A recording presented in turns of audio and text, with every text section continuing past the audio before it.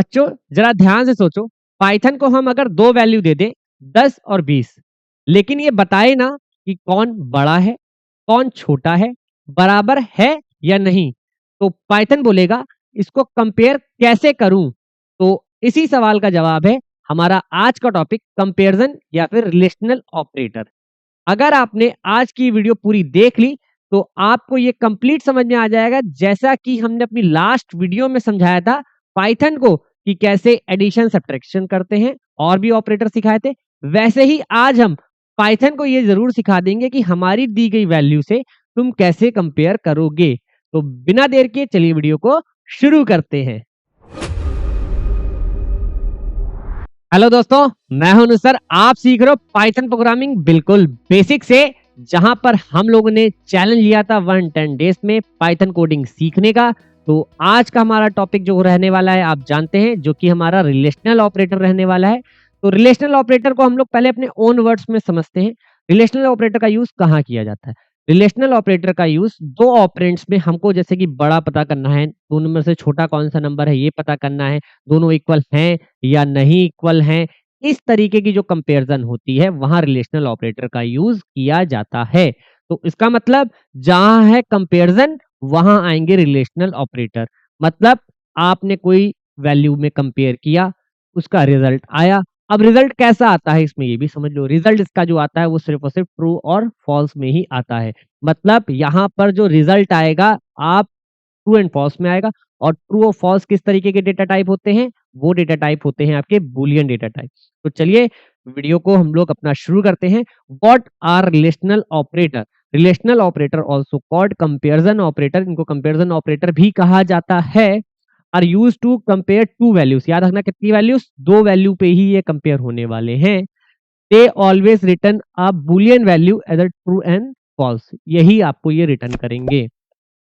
This operation fundamental, जैसे कि decision कोई बनाना हो गया आपका, आपकी कंडीशंस बनाना हो गया, कि खास कर ये इफ एलिफ एल्स में यूज किए जाते हैं, ये हमेशा याद रखना। जहां पर लूप, वाइल लूप में ये यूज किए जाएंगे, इफ में यूज किए जाएंगे, एलिफ में यूज किए जाएंगे, ये याद रखिएगा। कंट्रोलिंग फ्लो को भी ये मैनेज करते हैं। तो पहली चीज बहुत ध्यान से समझो, आगे बढ़ते हैं। तो पहली चीज तो हम इनकी लिस्ट समझ लेते हैं। कुछ ये लिस्ट दी गई है आपके सामने। तो हमारे पास 6 रिलेशनल ऑपरेटर है, जहां पर सबसे पहला आता है इक्वल टू, फिर आता है नॉट इक्वल टू, फिर आता है ग्रेटर देन, फिर आता है लेस देन, फिर आता है ग्रेटर देन इक्वल टू, फिर आता है लेस देन इक्वल टू। ये हमारे पास आने वाले हैं। अब पहली चीज बहुत ध्यान से समझो कि इस चीज का कैसे हम लोग प्रैक्टिकली करके देखने वाले हैं। तो यहाँ पर कुछ एग्जाम्पल भी दिया गया है, लेकिन ये तो एग्जाम्पल आप नोट डाउन कर लेना, लेकिन हम किस तरीके से समझाने वाले हैं आप ये समझो। तो हम लोग आ जाते हैं अपने आज की फाइल पे, जहाँ पे हम लोग कोड टाइप करके देखने वाले हैं। तो हम लोग कोड यहाँ पे टाइप करने वाले हैं।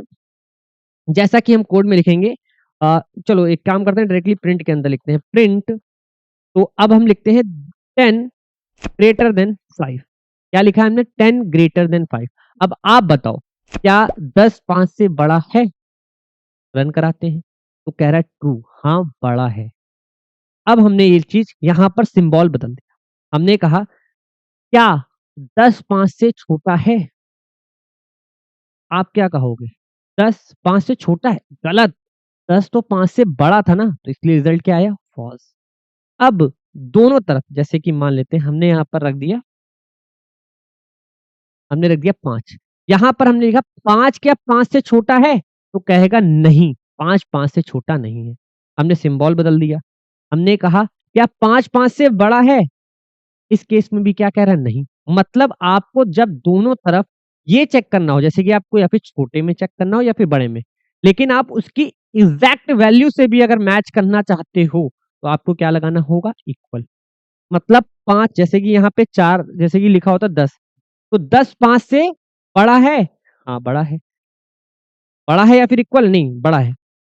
5 क्या 5 से बड़ा है? नहीं, 5 5 से बड़ा नहीं, लेकिन 5 क्या है? इक्वल है। क्या है? इक्वल। तो यहाँ पे रिजल्ट क्या है? ट्रू। सेम यही चीज लेस देन। क्या 5 5 से छोटा है? कह रहा नहीं, 5 और 5 इक्वल है, लेस देन इक्वल है। इसी चीज, सेम चीज को अगर हम लोग समझें, यहाँ पे अपनी स्लाइड पे आते हैं। इक्वल टू, इक्वल टू में यहाँ पर क्या होता है? हम दोनों तरफ सेम टाइप की वैल्यू को रख के देखते हैं। अभी सेम टाइप की वैल्यू को रखते हैं। जैसे कि यहाँ पर हमने रखा 5 इक्वल टू 5। क्या 5 और 5 इक्वल हैं? कह रहा है यस इक्वल हैं। हमने यहाँ पे लिखा 5.0 क्या इक्वल हैं? कह रहा है ट्रू, हाँ इक्वल हैं। लेकिन क्योंकि 5.0 का मतलब ही तो 5 होता है ना। लेकिन अगर हम यहाँ पे आए और हमने इसके ऊपर सिंगल कोट्स लगा दिए और हमने रन कराया तो कह रहा फॉल्स। ये क्यों हुआ फॉल्स ये समझो।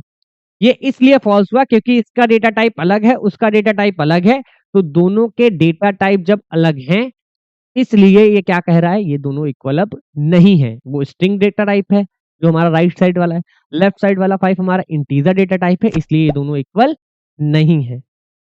अब यहाँ पे ग्रेटर देन हो गया, less than, not equal to. जैसे कि अब हम यहाँ पे नॉट इक्वल टू को पढ़ने का तरीका अगर समझ गए तो उसको सॉल्व करने का तरीका समझ जाओगे। हम ये बोल रहे हैं, हम ये जानबूझ के बोल रहे हैं कि 5 नहीं इक्वल है सिंगल कोट्स 5 के, तो रिजल्ट क्या आएगा? ट्रू, हाँ कह रहा सही है। क्या आएगा सही? 5 ये इक्वल नहीं है स्ट्रिंग 5 के, हाँ सही बात है। लेकिन अगर हमने ये लिखा होता इंटीजर वाला 5, कैसा इंटीजर, तो यहाँ क्या हम बोल रहे हैं, क्या ये 5 नहीं इक्वल है हमारे इंटीजर 5 के? तो कहेगा गलत, ये दोनों तो क्या है, इक्वल है। तो अगर किसी तरीके की कोई अगर आपको डाउट रह जाता है तो प्लीज कमेंट जरूर करना, हम कमेंट में ही क्लियर आपको कर देंगे। नहीं तो उस चीज को नोट डाउन करके रखना, हम जब अपनी लाइव क्लास में डाउट सेक्शन रखेंगे तो वहां पर जरूर इस चीज को क्लियर कर दिया जाएगा। तो ये हो गया हमारा कितना। अब ये एग्जाम्पल भी कुछ आपको दिए गए हैं और एग्जाम्पल के बाद हम कुछ प्रैक्टिस कर लेते हैं। जहां पर ये देखो what will be the output of the 10 equal to 10, चलो इसको कंपेयर करके देख लेते हैं। कह रहा है कि अगर हम 10 इक्वल टू 10 करते हैं तो रिजल्ट क्या आएगा? तो आप सब उस असाइनमेंट का रिजल्ट क्या रखेंगे? ट्रू। यहाँ पर उसका आंसर आप क्या लिखने वाले हो? ट्रू। क्वेश्चन नंबर 2 कह रहा है find the result of 20 less than 15। Okay, हम यहाँ पर 20 लेस देन 15 रखने वाले हैं। हम यहाँ पर 25 है ना, हाँ 25 लेस देन 15 रखने वाले हैं। तो रिजल्ट क्या आने वाला है? फॉल्स। इसका आप लोग यहाँ पर आंसर क्या लिखेंगे? फॉल्स लिखेंगे। क्वेश्चन नंबर 3 और ये चैलेंज आप लोग सॉल्व करके कमेंट में जरूर बताइएगा कि आप लोग ने इसको किस तरीके से सॉल्व किया। अगर किसी तरीके का मुझे लगेगा कि कोई अपडेट करना है तो हम खुद ही कमेंट में बता देंगे, नहीं तो डाउट सेक्शन जब लेंगे तब बता देंगे।